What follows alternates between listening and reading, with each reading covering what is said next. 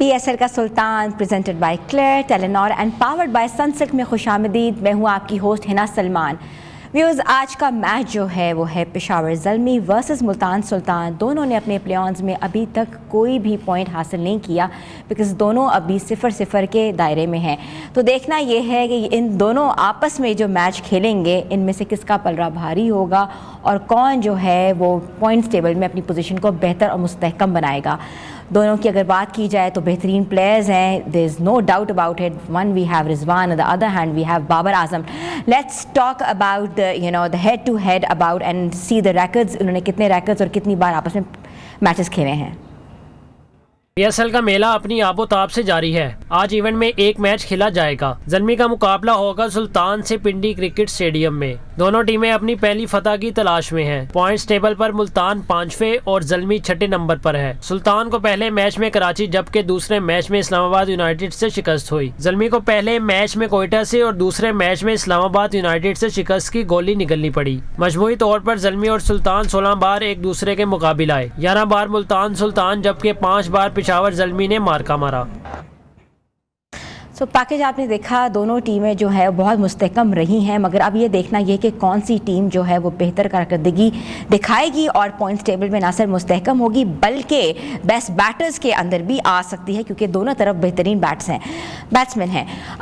हम इस पर बिल्कुल कमेंट लेंगे। हमारे पास वन एंड ओनली हमारे क्रिकेट एक्सपर्ट है और हमारे मेंटोर भी हैं और हमें बहुत ज़बरदस्त किस्म की कहते हैं ना कि राय भी देते हैं और उनकी जो राय है वो बिल्कुल थिंक टैंक सुनते हैं और उस पर अमल दरामद भी कर रहे हैं। तो we are one and only Rashid साहब। अस्सलाम वालेकुम सर। वालेकुम सलाम। अस्सलाम वालेकुम नाज़रीन। कैसे हैं सर? ये आपने वैसे सही कहा कि हमने कुछ मैचेस से पहले ये ज़रूर कहा था कि प्लेइंग 11 में क्या क्या चेंजेस होनी चाहिए। सर मोहम्मद नबी का जो हमने बात तज़किरा किया था वो सबके सामने। आई थिंक उनको भी मेरा ख्याल सोच आई गई होगी। ज़रूरी नहीं है कि उन्होंने हमें सुन के किया हो, लेकिन जो लॉजिकली जो नज़र आता है, ऑब्वियसली वो भी क्रिकेट कोच हैं, वो चला रहे हैं वो अपनी टीम को। हमारा तो ऑब्वियसली पास्ट एक्सपीरियंस है, लेकिन हमें ये आइडिया हो सकता है कि जी 11 में क्या होना चाहिए क्या नहीं, कि कंडीशंस क्या हैं उसके मुताबिक क्या प्लेइंग 11 होनी चाहिए।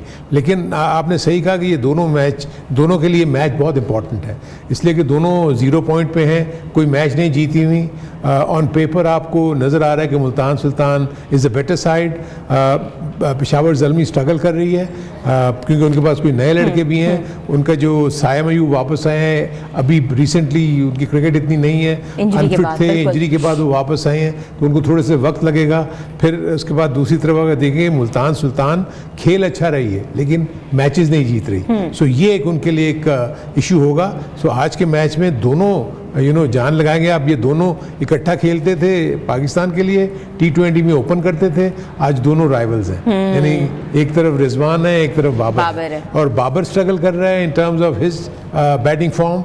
सो ये एक इशू है जिसको जो रिजवान है बहुत ज़्यादा इसके ऊपर काम करने की कोशिश करेगा कि फिर उसको पता है कि बाबर आजम को अर्ली आउट कर लेने से उनकी बैटिंग में डेंट आएगा। सो वो उसको जल्दी आउट करने की कोशिश करेंगे। दूसरे बाबर को भी पता है कि मुल्तान सुल्तान की टीम जो है वो बहुत बेहतर है, उसकी कॉम्बिनेशन बहुत अच्छी है। सो वो भी जो है ना कोशिश करेगा कि रिजवान को पहले से आउट कर ले, क्योंकि रिजवान जब खेल रहे होते हैं ना अपने साथ दूसरे साथियों को भी खिलाते हैं। सो ये उनमें बड़ी खूबी है।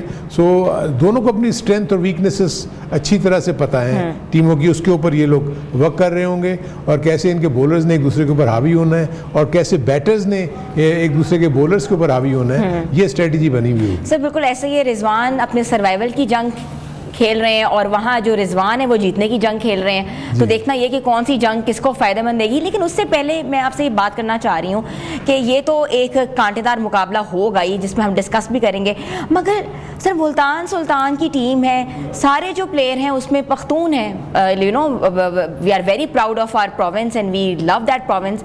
उन्होंने आज आपको पता है अली तरीन साहब बड़े मज़ेदार किस्म की वीडियो के लेकर आए। वो कहते हैं कि KPK के लोगों से कहा है कि हमें सपोर्ट करें क्योंकि इसमें सारे जो प्लेइंग 11 है वो KPK के, और उन्होंने सबसे कहा बखैर रागले कम एंड सपोर्ट अस।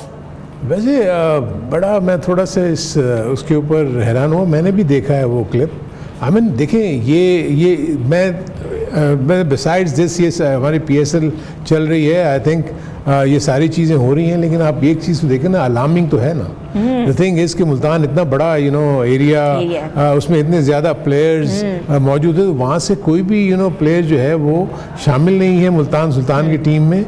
इसी तरह not only Multan Sultan but अगर आप कोयटा ग्लैडिएटर्स में भी जाएंगे तो वहाँ भी आपको कोयटा में भी कोयटा का कोई प्लेयर नज़र नहीं आएगा। सो दिस मीन्स जो एक प्लेयर है हम उसको खिला नहीं रहे, उसको खिलाते, वो ऑब्वियसली वो जगह बनती होगी नहीं बनती होगी वो बात की बात है, लेकिन देखें ये चीज़ शो कर रही है कि इस वक्त आपका पूरा का पूरा क्रिकेट जो है ना वो केपी रन कर रहा है, केपी आपको फीड कर रहा है इन दैट सेंस, जो कि एक बहुत बड़ी चीज़ है कि केपी में इतना ज़्यादा टैलेंट है, इतने ज़्यादा प्लेयर्स हैं कि वो हर जगह के ऊपर जाकर अपनी अपनी नुमाइंदगी कर रहे हैं उन मुख्तलिफ इलाकों की और वहाँ परफॉर्म भी कर रहे हैं। सो साहिबजादा फरहान को आप ले लें या जितने भी और ऐसे आप प्लेयर्स के नाम लेंगे जो केपी से बिलोंग करते हैं वो आपको मुख्तलिफ टीमों में नज़र आएंगे। सो ये लम्हा फ़िक्रिया not only for these franchise owners but only also for PCB जो क्रिकेट को रन कर रहा है। इसका मतलब है कि ये इस चीज़ से पता लग जाना चाहिए कि हमें कहाँ किन एरियाज़ में किन किन शहरों में किन किन इलाकों में काम करना है। उन एसोसिएशंस को फिक्र होनी चाहिए कि जिनके प्लेयर्स जो हैं वो अपनी अपनी उन जगहों को जगह नहीं बना रहे, उनको क्या करना चाहिए कि मुल्तान के प्लेयर्स ऊपर आएँ, लाहौर के प्लेयर्स ऊपर आएँ, अगर कराची के प्लेयर्स कराची की टीम में नहीं है तो कराची के प्लेयर्स ऊपर आएँ, कोयटा के प्लेयर्स अगर कोयटा ग्लैडिएटर्स में नहीं है तो कोयटा के प्लेयर्स कैसे ऊपर आएंगे। तो आई थिंक इसके ऊपर बहुत ज़बरदस्त किस्म का काम होना चाहिए, ब्रेन स्टॉर्मिंग सेशंस होने चाहिए और कोशिश ये करनी चाहिए कि ऐसे इलाकों में जहाँ पर क्रिकेट टैलेंट ऊपर नहीं आ रहा, ये तो मैं मान ही नहीं सकता कि वह टैलेंट नहीं होगा, लेकिन उसको कौन पिक कर रहा है, कौन उनको फॉलो कर रहा है, कौन नहीं कर रहा, दिस इज़ वेरी इंपॉर्टेंट, जो कि मैं समझता हूँ कि ये नहीं हो रहा। So let's come back to the match. It was very well debatable topic because हर सूबे के जो लोग हैं उनकी रिप्रेजेंटेशन ही लीग से जरिए हो रही है और बिल्कुल काम करना चाहिए इस पे। तो हम इन्हिसार कर रहे हैं मुल्तान सुल्तान पर, रिजवान पर, और दूसरी साइड पर अगर हम बात करें तो पेशावर ज़ल्मी इन्हिसार कर रही है साइम अयूब पर और बाबर आजम पर, और उसके बाद आते हैं हारिस। अगर सर मैं आपसे बोलूँ for instance let's think for one second, अगर हम बाबर को 2 डाउन लेकर आते हैं तो will it be like workable if he is not working on the in the like as an opener? देखिए एक दो चीज़ें अगर आपको याद होगा कि हम कल भी मैच पे बात कर रहे थे और ख़ास तौर पर जो रोल प्ले किया उनके कैप्टन सऊद शकील ने कोयटा ग्लैडिएटर्स में, अगर आप देखें तो बाबर हो गए या सऊद शकील हो गए, ये कन्वेंशनल प्लेयर्स हैं जो कि नॉर्मल क्रिकेट खेलने वाले हैं। इनके में बहुत ज़्यादा इम्प्रोवाइजेशन जो आजकल क्रिकेट में आ चुकी है, T20 क्रिकेट में आ चुकी है, उसको ये मैच नहीं करते, तो इसलिए इनको टॉप ऑर्डर पे भेजा जाता है कि वहाँ पर जो फील्डिंग का वो एडवांटेज ले लें, क्योंकि फर्स्ट 6 ओवर्स में आपके सिर्फ 2 फील्डर्स दायरे से बाहर होते हैं जो 30 यार्ड का सर्कल बना हुआ होता है, ठीक है। वो 2 फील्डर के बाहर होने से आपको गैप्स ज़्यादा मिलते हैं। 6 ओवर्स के बाद आपके 5 फील्डर्स बाहर होते हैं, सो वो जो गैप्स हैं वो फिल हो जाते हैं। So Babar players like Babar, players like Saud Shakil, वो इस किस्म के प्लेयर्स नहीं है कि वो कोई पावर हिटर नहीं है कि वो बाउंड्री लाइंस को क्लियर कर दें, वो इतनी जोर से शॉट मारे कि फील्डर वहां तक ना पहुंच सके। तो ये तो अपनी वर्क करते हैं चीज़ों को, तो इसलिए जो आप ये कह रहे हैं कि नंबर 3 या नंबर 4 पे अगर उनको भेजें तो आई थिंक उसके लिए फिर तो बाबर को अनकन्वेंशनल क्रिकेट खेलनी पड़ेगी। आपने देखा होगा दुनिया भर में भी जहाँ भी हम लीग्स देखते हैं प्लेयर्स वेरियस टैक्टिक इस्तेमाल करते हैं। ऑफ स्टंप से बाहर निकल के लेग स्टंप पे मार दी, जैसे मैंने रिजवान को करते हुए देखा, जैसे मैंने फिन एलन को करते हुए देखा कि ऑफ स्टंप से और लेग स्टंप से पीछे उतरे, कवर के ऊपर से मार दी। आपने विंस को देखा कि वेरियस की स्कूप कर दिया, रिवर्स स्वीप कर दिया। सो ये वो चीज़ें जो मैं नहीं देखता कि ना सऊद शकील कर रहे होते हैं ना बाबर आजम जैसे प्लेयर्स कर रहे होते हैं। तो इसलिए ऐसे प्लेयर्स जब टीम में शामिल होंगे तो इनको आपको ओपन ही भेजना पड़ेगा। इनको नीचे भेजेंगे तो देखें ना, ऑलरेडी ओपन में जाके भी 7 से 8 रन की एवरेज को छोड़ के जाते हैं, वेयर नीचे अगर चले गए तो इनको अगर 10 से 12 रन या 12 से 13 रन की एवरेज को आपको चेस करना पड़ेगा या आपको वो बनाना पड़ेगा टारगेट। अगर शुरू में बैटिंग कर रहे हैं आप पहले, तो वो इनमें वो वाली चीज़ नहीं है, छक्के और चौके और ये मार। I do agree with your cricketing critics and whatever, but the point is कि पिछले 40 मैचेस में बाबर ने कौन सी सेंचुरी दागी है? फिर तो उसकी जगह नहीं बनती ना, बिल्कुल भी नहीं। आप समझे, फिर तो ये है कि फिर वो स्क्वाड का हिस्सा नहीं है। जो ऐसे प्लेयर जो T20 में अपनी वो चीज़ें नहीं कर सकते, तो आप क्या ज़रूरी है कि आप उनको T20 खिलाएं? दुनिया भर में ऐसे प्लेयर्स हैं कि टेस्ट टीम के जो प्लेयर्स हैं वो अलग हैं, वो T20 का हिस्सा नहीं होते। आप जो रूट को ले लें, जो रूट हालांकि वो अपनी डोमेस्टिक क्रिकेट में T20 खेलते हैं, लेकिन वो अपनी नेशनल टीम में आपको कभी वो नज़र नहीं आएंगे, वो वनडे में आपको नज़र आएंगे या टेस्ट में नज़र आएंगे। सो इसी किस्म का फॉर्मूला पाकिस्तान को भी अपनाना पड़ेगा कि ऐसे प्लेयर्स जो आपकी स्कीम ऑफ थिंग्स में जो कि T20 की जो रिक्वायरमेंट है उसको फुलफिल नहीं कर रहे, तो ना उनकी जगह पाकिस्तान की टीम में बननी चाहिए, ना उनकी जगह आपके फ्रेंचाइज टीम में बननी चाहिए। So very well said. और वही बात है ना कि हर प्लेयर जो होता है वो हर फॉर्मेट के लिए कैपेबल नहीं होता, और आपने बिल्कुल आज बड़ा ज़बरदस्त किस्म का अपना तबसरा किया है, और मे भी थिंक टैंक सुन रहे हैं और आगे बिल्कुल इसको भी अब हिस्सा बनाए अपनी राय का। छोटी सी ब्रेक पे जा रहे हैं, ब्रेक के बाद वापस आते हैं। आप देख रहे हैं PSL का सुल्तान। PSL के सुल्तान में आपको एक बार फिर से खुशामदीद कहते हैं। बहुत इंपॉर्टेंट मैच है, पेशावर ज़ल्मी वर्सेस मुल्तान सुल्तान। दोनों ने अभी पॉइंट्स टेबल पे अपनी कोई भी पॉइंट्स हासिल नहीं किए, और दोनों ही हमेशा से ही पास्ट में बहुत अच्छी टीम्स रही हुई हैं, अच्छे बैट्समैन हैं, अच्छे बॉलर्स हैं, अच्छी फील्डर्स हैं, मगर अभी भी कोई कंप्लीट पैकेज के तौर पर सामने नहीं आ रहा। और अगर हम बात करें मुल्तान सुल्तान के स्क्वाड के ऊपर नज़र डालें तो उसमें अच्छे बैटर्स भी हैं और अच्छे बॉलर्स भी हैं, अच्छे फील्डर्स भी हैं।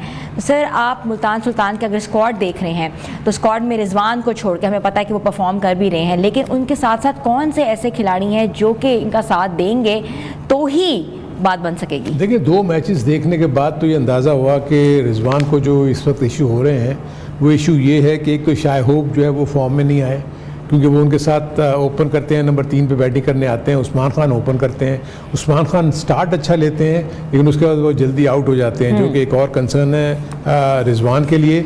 और उसके बाद जो सबसे इम्पॉर्टेंट जो मेरे अपने नज़दीक, क्योंकि बॉलिंग डिपार्टमेंट बहुत इंपॉर्टेंट होता है, उसमें 2 ऐसे प्लेयर्स हैं जो कि बहुत ज़्यादा एक्सपीरियंस रखते हैं मुल्तान सुल्तान के स्क्वाड में। वो एक है क्रिस जॉर्डन और दूसरा है डेविड विली। ये दोनों बहुत आउटस्टैंडिंग बॉलिंग करते हैं, डेथ ओवर्स में भी जब भी इनको बॉलिंग मिलती है विकेट्स भी लेते हैं। ये दोनों डिलीवर नहीं कर रहे हैं। आई थिंक ये वो मिसिंग लिंक्स हैं जो कि मुल्तान सुल्तान को आज के मैच में जो है वो अच्छा करने होंगे, क्योंकि इनके पास जो अगर आप देख रहे हैं कि उबैद शाह जो हैं ये इमर्जिंग प्लेयर्स में आते हैं, क्योंकि ये 1 मैच खेले हैं। इसके अलावा इससे पहले इन्होंने शाहिद अजीज़ को, जो आपको दूसरे कॉलम में नज़र आ रहे हैं, ई जिसके आगे लिखा हुआ है, इसका मतलब है कि इमर्जिंग प्लेयर है। सो आप सिर्फ एक इमर्जिंग प्लेयर को प्लेइंग 11 में डाल सकते हैं। सो उबैद शाह को उन्होंने डाला। उबैद शाह कोई बहुत ज़्यादा इंप्रेसिव नहीं लगे। शाहिद अजीज़ को डाला था, उन्होंने भी कोई ज़्यादा इंप्रेस नहीं किया था। तो स्टिल आई वुड से कि वो ज़्यादातर रिलाय करेंगे उसामा मीर पे, क्रिस जॉर्डन पे, डेविड विली पे, और मोहम्मद हसनैन बिल्कुल ही आउट्स ऑफ सॉर्ट्स थे। उन्होंने बिल्कुल अच्छी बॉलिंग नहीं की पिछले मैच में। आकिब जावेद को उन्होंने ड्रॉप किया था और मोहम्मद हसनैन को लेकर आए थे। सो आई थिंक यहाँ वो क्या रीथिंक करेंगे, दोबारा मौका देंगे मोहम्मद हसनैन को, और लेकिन होप करेंगे कि क्रिस जॉर्डन और डेविड विली जो है ये किसी तरह फॉर्म में वापस आए। इफ्तिखार अहमद ने चंद अच्छे स्ट्रोक्स खेले थे, लेकिन as a package, as a whole अगर पूरे स्क्वाड में आप देखते हैं ना, तो हर कोई एक दूसरे को कॉम्पनसेट नहीं कर रहा, सपोर्ट नहीं कर रहा, जिसकी वजह से मुल्तान सुल्तान को थोड़ा प्रॉब्लम हो रहा है। सो जहां इनका ये नेट, जो ये वेल नेट यूनिट है, ये कंबाइन हो जाएगा, एक दूसरे को सपोर्ट करेंगे, कॉम्पनसेट करेंगे, ऑल ऑफ अ सडन आप देखेंगे कि ये एक टीम जो है ना, ये एक ऐसी टीम होगी कि जिसको बीट करना इतना आसान नहीं होगा। सर, इन योर ओपिनियन आप समझते हैं कि आज कुछ चेंजेस मुतवक्के होंगे? मेरे अपने नज़दीक अब हसनैन को उन्होंने मौका तो दिया था। हसनैन, क्योंकि देखें मेरे जो मेरी ज़ाती राय होगी, हर कोई शख्स अपनी राय का इजहार करता है और उसको उसकी पूरी आज़ादी है कि वो करे। मैं टेक्निकल एस्पेक्ट से देखता हूँ, टेक्निकल एस्पेक्ट से देखता हूँ, क्योंकि हमारे यहाँ ज़्यादातर मैं देखता हूँ कि लोग फ्रेंचाइज टीमें जो है ना, वो कोशिश ये करती हैं कि जी बस नाम लेके अपने पास रख लें। वो ये नहीं देखते कि पिछले पूरे साल में इन्होंने क्रिकेट कितनी खेली। अगर T20 के फॉर्मेट में आप किसी को लेकर आ रहे हैं, तो एज ए सिलेक्शन पैनल अगर मैं बैठा हूँ तो मैं ये देखूंगा कि अगर मैं हसनैन को ले रहा हूँ तो मैं कहूँगा अच्छा जी मुझे ज़रा इसका आप रिकॉर्ड ला के दिखाएं, पिछले 1 साल में इन्होंने क्या किया। अब पता लगे उन्होंने सिर्फ 1 मैच खेला है, 2 मैच खेला है, इंजरी का शिकार रहे हैं, खेले नहीं हैं, तो क्या वो जस्टिफाई करता है कि वो स्क्वाड में आए या ना आए? सो ये वो इश्यूज हैं जो कि इन सारे फ्रेंचाइज ओनर्स के जो थिंक टैंक हैं उनको सोचना चाहिए। सिर्फ नामों पे टीमें ना बनाएं। आप ये भी देखें कि क्रिकेट लेके आ रहे हैं साथ के नहीं, देखिए क्रिकेट खेले हुए होंगे तो वो फॉर्म में होंगे, यानी वो आपको फौरन आके आपको वो परफॉर्म करना शुरू कर देंगे। अगर क्रिकेट नहीं खेले हुए होंगे, उनको 2 से 3 मैचेस चाहिए अपने आप को रिदम में आने के लिए। जब अगर वो 2 से 3 मैचेस में आप हार गए तो आप तो उससे टूर्नामेंट से ही एक्सपायर हो जाएंगे। सो ये वाले बड़े ऐसे इश्यूज हैं जिनको इनको जो है ना मॉनिटर करना चाहिए। Very well said. बट आपने बात की कि इनको सोचना चाहिए, तो इनके ऊपर सोशल मीडिया का भी आई थिंक उतना ही प्रेशर है। जैसे हमने देखा कि शुएब मलिक साहब को ड्रॉप कर दिया गया और उससे ग्लैडिएटर्स फेल डाउन व्हाटसोएवर।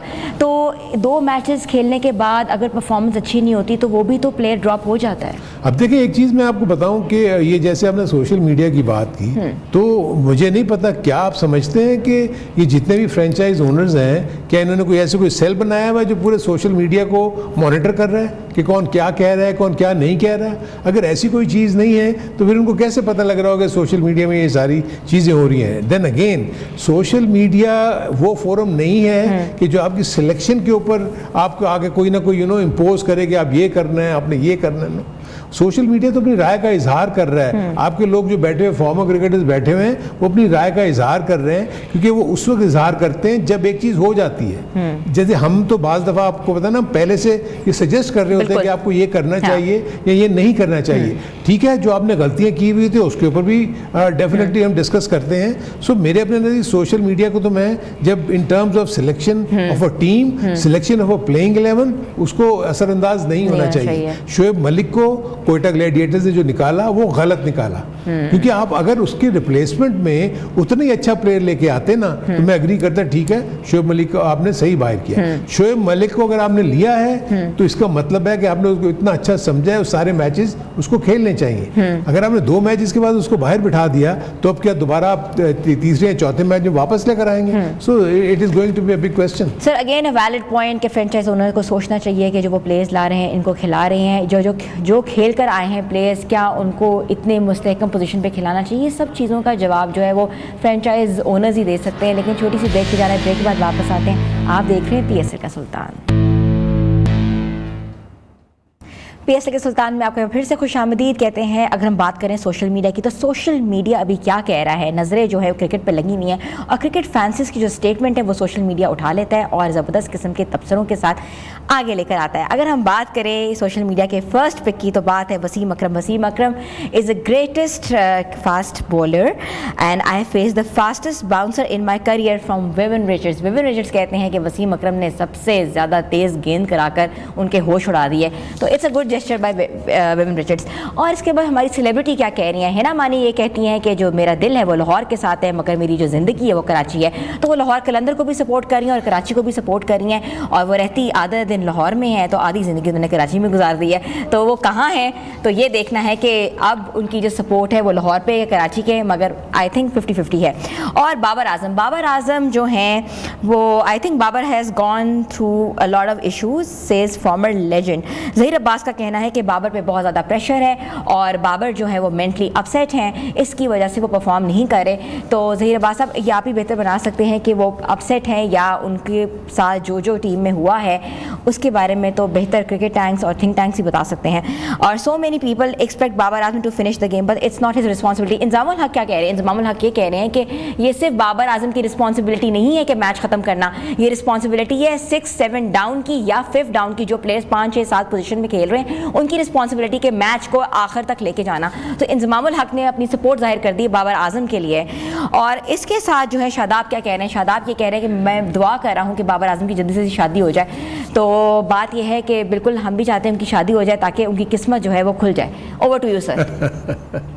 अब आपने सोशल मीडिया की इतनी सारी चीज़ें, इसके ऊपर मैं क्या, हर एक की अपनी अपनी राय है, उन सब की मैं राय का एहतराम करता हूँ, इसमें कोई इशू नहीं है, हर कोई जिस अंदाज में कहे। लेकिन देखिए टेक्निकली पॉइंट ऑफ व्यू से मैं आपको बताऊँ कि बाबर आजम का इशू क्या है। बाबर आजम का इशू ये है कि उसको जो ट्रीट किया गया है ना वो बड़े ही बुरे तरीके से ट्रीट किया गया। अगर आप देखें कि जब वो कैप्टन थे उनको जिस तरीके से कप्तानी से हटाया, फिर दोबारा उनको कप्तानी के लिए वापस लेकर आए, कोई ये नहीं समझ रहा होता कि आप किस तरीके से उसके मेंटल साइड को अफेक्ट कर रहे हैं। एक शख्स नंबर 1 आपका बैटर था, कप्तान भी था, टीमें भी अच्छी कर रही थी। 1 या 2 मैचेस में अगर आप बुरा करते हैं या एक सीरीज़ उनकी ख़राब हो जाती है तो आप एकदम से कहना शुरू कर जाते हैं कि जी कप्तान ख़राब है, इसको चेंज कर दें। लेकिन जब आप चेंज करते हैं उसको इस मैनर में करते हैं कि उसकी वो रिस्पेक्ट और उसकी जो वो जो कुछ भी उसने पीछे Prestige है। सर्विसेज दी हुई थी उसको बिल्कुल। डिस्कार्ड कर देते हैं। सो मेरे अपने नज़दीक इसीलिए जो तो स्ट्रॉन्ग माइंडेड होता है वो वापस आ जाता है। कोहली के ऊपर भी बड़ा बुरा दौर आया था, लेकिन मैं ये फील कर रहा हूँ कि बाबर उस बुरे वक्त से अपने आप को सही तरीके से निकाल नहीं सके, इसलिए कि जब भी वो बैटिंग करने जाते हैं मैं उनको बहुत ज़्यादा कंफ्यूज देखता हूँ। तो इसका मतलब है कि जो आउटसाइड नॉइजेज हैं वो उनके पास आ रही हैं और वो उससे इफेक्ट हो रहे हैं। जो अच्छे स्ट्रॉन्ग माइंडेड लोग होते हैं ना वो उससे इफेक्ट नहीं होते, क्योंकि बाबर का जॉब है टू बैट और बैट करके रन्स करे, कंट्रीब्यूट करे अपनी टीम के लिए। जहाँ तक एनजी की बात है कि एनजी ने ये बात कही कि उसका काम फिनिश करना नहीं है, लेकिन अगर वो 10 से 12 ओवर या 15 ओवर अगर वो 12 ओवर बैटिंग कर गया है तो फिर उसका जॉब है वो फिनिश करेगा। ऐसा नहीं है, डिपेंडिंग कि किस सिचुएशन में वो बैटिंग कर रहा है। वो ओपन जाता है, ओपन अगर अच्छा स्टार्ट कंट्रीब्यूट करके, देखिए विंस ने भी 70 रन्स करके अगर वो आउट हो जाता है उसकी टीम जीत जाती है। अगर वो 100 रन्स करके आउट होता है उसकी टीम जीत जाती Contribution है, है। बिल्कुल। कंट्रीब्यूशन जो है वो विनिंग होना चाहिए। इट इज नॉट नेसेसरीली कि वो फिनिश करे। अगर वो अच्छा कंट्रीब्यूट कर देगा तो ऑटोमेटिकली मैच उनके हक में फिनिश होगा। So this is where the point is. Sir I think even luck counts a lot. Luck, देखिए बगैर लक के तो कुछ नहीं होता, लेकिन लक भी आप जब मेहनत करके पूरा फोकस करते हैं तो ऑटोमेटिकली फिर लक भी आपकी तरफ आ ही जाता आज है हम ना। चाह रहे हैं ऐसा कि तो नहीं मोहम्मद हो रिजवान की भी लक काउंट कर जाए। नहीं, actually they all are playing well. It's Well, not yeah, that, of it's course. Only कि मैं फील कर रहा हूँ कि बाबर का जो मैं आपको मेंटली डिस्टर्ब जो आप देख रहे हैं ना वो उसके रीजंस हैं ये। आप देखें ना वो वर्ल्ड कप में कप्तानी कर रहा है और उसको यहाँ से मैसेज आ रहा है कि वर्ल्ड कप के बाद वो कप्तान नहीं रहेगा। जस्ट थिंक Yeah, कि मैं कैप्टन scenario. हूँ, वर्ल्ड कप में मैं खेल रहा हूँ, मेरे अभी 4 मैच बाकी हैं और मुझे पता लग रहा है कि मैं अब इस टूर्नामेंट को मैं कैप्टन नहीं हूँ। तो आप सोचिए मेरा माइंड कैसे रिएक्ट करेगा। वर्ल्ड मीडिया में ये चीज़ें आ रही हैं और सब लोग आगे मुझसे कह रहे हैं आप तो कैप्टन नहीं होंगे आप वर्ल्ड कप के बाद। तो बिल्कुल ऐसे ये मेंटल हेल्थ इश्यूज भी इंपॉर्टेंट होते हैं और प्लेयर को कैसे अपने आप को काम डाउन करना ये भी बहुत ज़रूरी है। और इसीलिए हम रोज़ कुछ ना कुछ अच्छा बताते हैं ताकि कोई पॉजिटिव खबरें भी पहुँचें। आज का जो मैच है पेशावर ज़ल्मी वर्सेस मुल्तान सुल्तान वो कैसा रहेगा वो तो पता लगेगा जैसे ही मैच स्टार्ट होगा, मगर हम आपको मिलेंगे ट्रांसमिशन में। तब तक के लिए अल्लाह हाफ़िज़।